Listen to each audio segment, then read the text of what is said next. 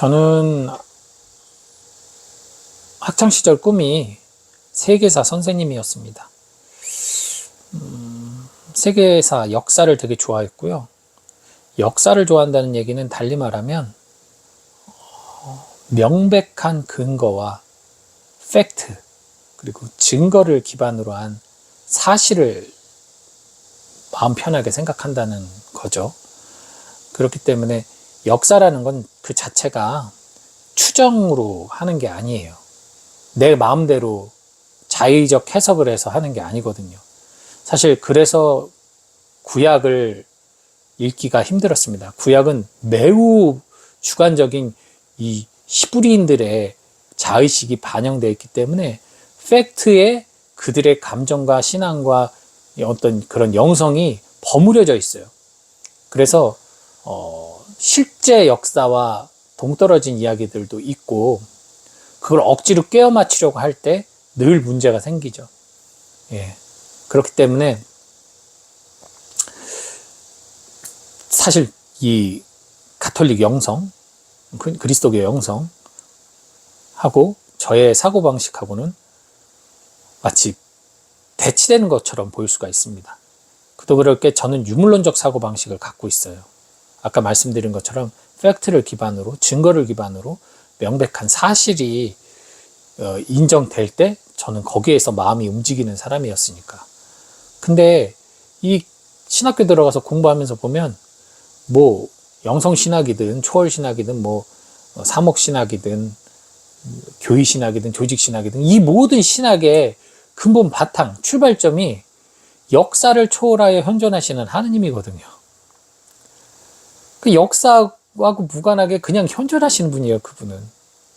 그렇기 때문에 이분을 내가 증명하고 뭐 증거를 찾고 할 수 있는 게 아니더라고요.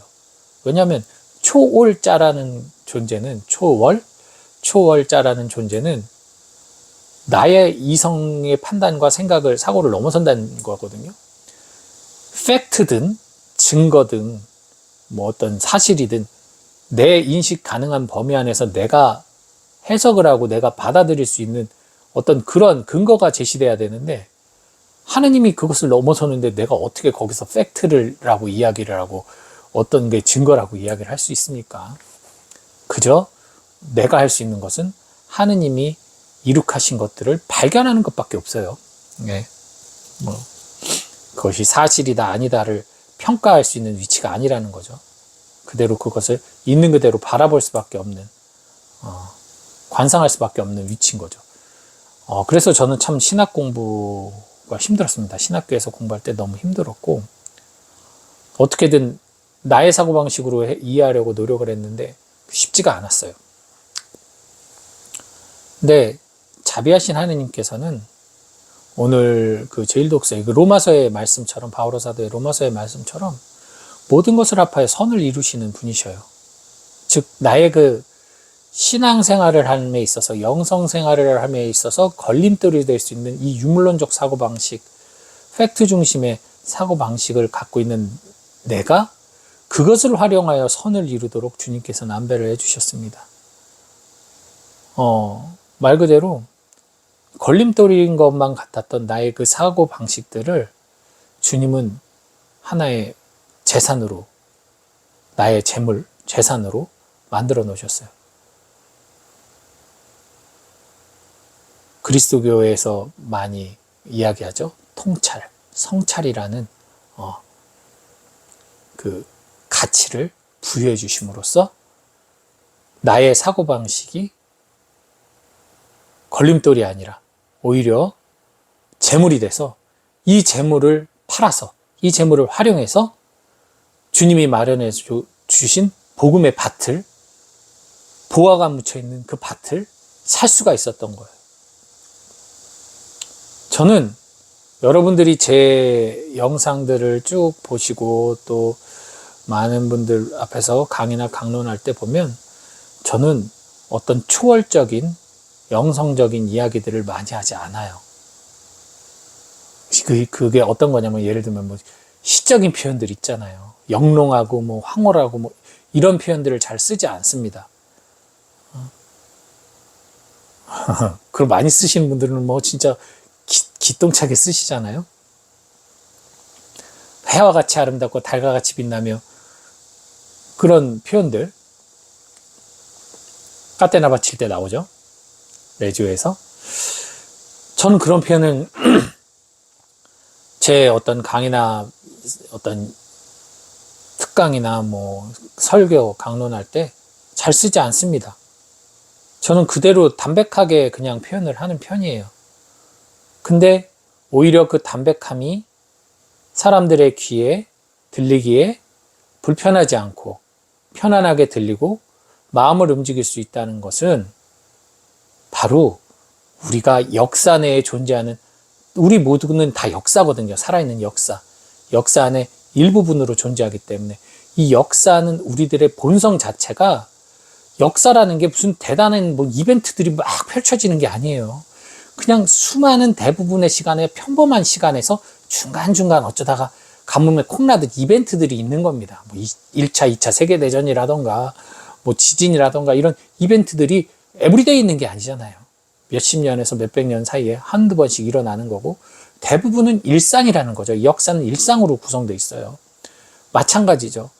우리들의 삶도 뭐 대단히 뭔가 많은 것이 있는 것 같지만 대부분의 삶은 그냥 먹고 자고 사는, 그리고 의식주 해결하는 그 일상에서 이루어지거든요. 그러니 저의 아무것도 아닌 것 같은 일상의 얘기가 사실은 가장 우리들의 마음에 와닿는, 우리들의 어떤 사고를 터치하는 표현들이진 거죠.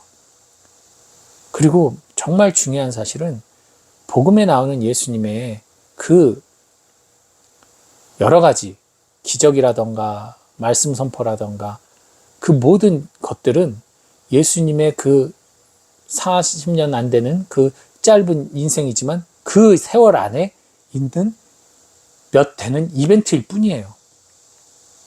복음을 아무리 디테일하게 써도 예수님의 모든 일상을 다 담을 수는 없습니다.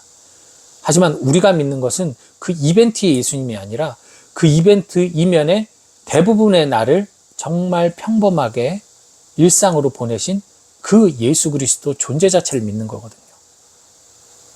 그렇기 때문에 저는 있는 그대로 그냥 평범하게 이야기하는 것이 가장 우리들의 마음을 잘 대변하고 우리들이 주님께 더욱 쉽게 다가가고 더욱 주님을 명백하게 알아차리고 믿을 수 있는 단초가 된다고 저는 믿습니다. 주님께서는 저의 이 사고방식을 이렇게 활용하도록 이끌어 주셨어요. 그래서 제가 산 복음의 밭에 그 보화는 바로 이러한 열매를 맺은 것 같습니다.